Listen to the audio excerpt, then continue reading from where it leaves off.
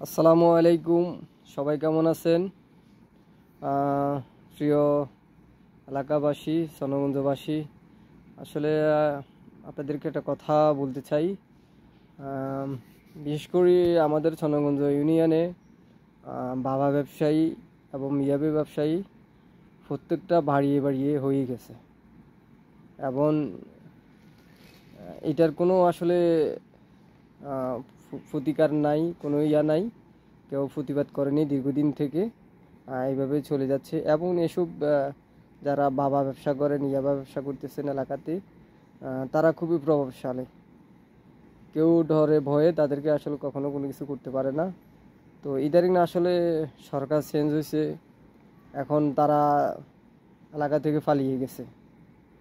তো আশা করি এলাকাবাসী এবং আপনারা সবাই এগুলা সচেতন হবেন, এগুলা দিয়ে খেয়াল রাখবেন। এরা যেন দ্বিতীয়বার এলাকাতে এসে এলাকাতে আপনার আধিপত্য না করতে পারে, বিশেষ করে বাবা বাবা ইয়াবা ব্যবসা না করতে পারে। আর যুবক সমাজকে অনেক খুব খারাপ অবস্থায় নিয়ে গেছে। আর শিক্ষার্থী ছেলেপুলে এরাও খারাপ হয়ে গেছে। এরা এদের প্রলোভনে এরাও সেবন করা শুরু করছে, বাবা ইয়াবা এগুলা খাওয়া শুরু করছে। তো আসলে সৎ রাজনীতিবিদ, সৎ লোক কখনো এলাকা ছেড়ে ভাইগা যায় না।